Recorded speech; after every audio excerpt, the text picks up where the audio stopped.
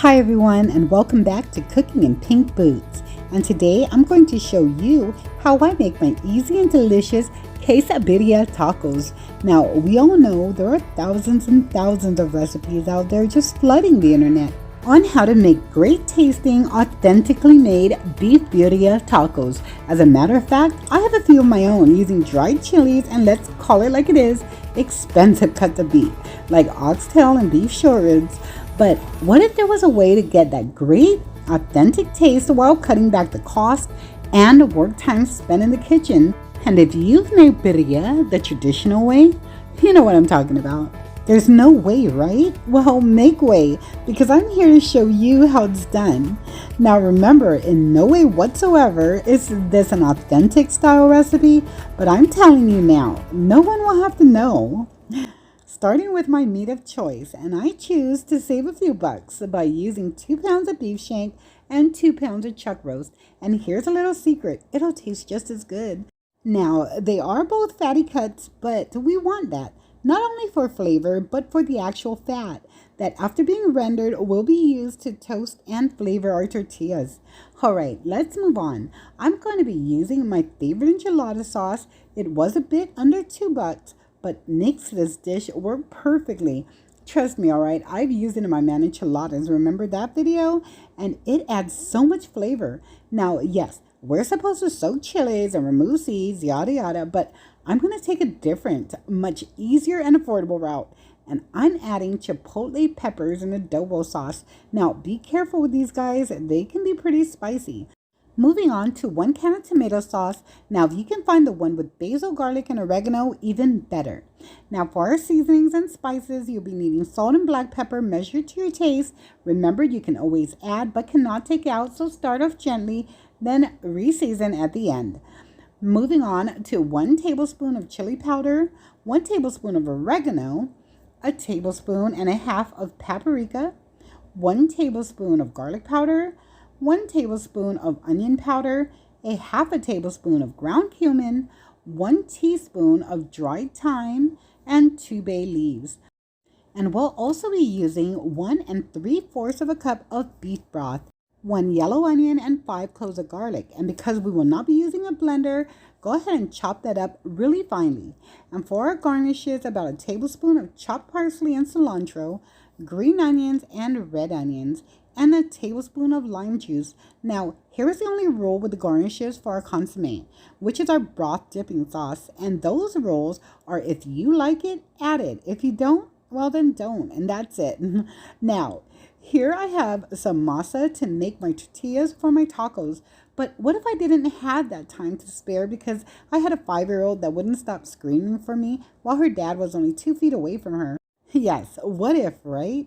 Well, I'm going to allow these guys to make them for me and watch it turn out just as delicious. Now, let's really get started. Here, I've seasoned all my meats on all sides with salt and black pepper to taste, browning them for about 2 minutes on all sides, then putting them all together in a slow cooker. Now, notice I've chopped my chuck down to 2-inch squares. Please be sure not to skip this browning step. Now, once all the meat is added to the slow cooker, you want to add in all your dried seasonings, herbs, and spices. Follow the measurements instructed at the beginning for salt and black pepper. Add 1 teaspoon each and re-season if needed at the very end. All right, once that's all in, we move on to our enchilada sauce packet. Now, I can just empty the sauce packet along with my peppers and onions right in the slow cooker. But you see all that flavor from browning that beef? I paid for that, so I'm taking it. To the same pot, I'm going to saute my onions and garlic for about a minute, then add in the package of enchilada sauce mix, the can of tomato sauce, refilling the can with water just once and mixing that in as well. Then 3 chipotle peppers. If you want it more medium than spicy, use 1 or 2.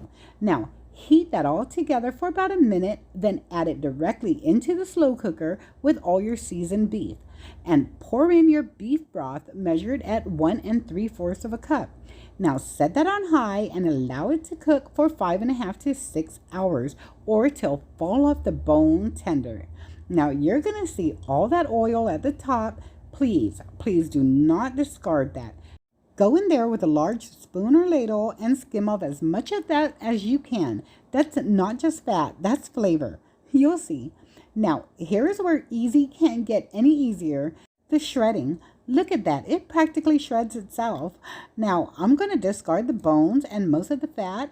And I'm going to take about a cup of my broth and mix that right in here. Now, let's put this baby together. Here, I'm going to take about a tablespoon or so of that fat I had removed from the top layer of my broth. Get that heated and drop down my tortilla. Once that gets lightly toasted on one side, flip it over and toast the other side. Now, you may have to add a little more oil for the other side. You'll know because it should have a red color to it. Now, just add in your meat, and for my cheese, I'm going to be using good old mozzarella. Once again, trust me, it works. Now, just close it up and continue to toast to your liking. Now, pour you a bowl of some of that broth for dipping, or shall I say consomme, and garnish it with some chopped red onions, cilantro, and lime juice, or green onions and parsley, however you prefer it. Well, thank you all so much for watching. I hope you all enjoyed this video, and I hope you all try out this exquisite savory recipe of my quesadilla tacos. It's quick, it's easy, and absolutely delicious. And please, be sure to like and subscribe to my channel so you don't miss out on any upcoming food adventures with me, Charlene, from right here in my kitchen, where every day I'm cooking in pink boots. With her, of course. Bye. Let me try it.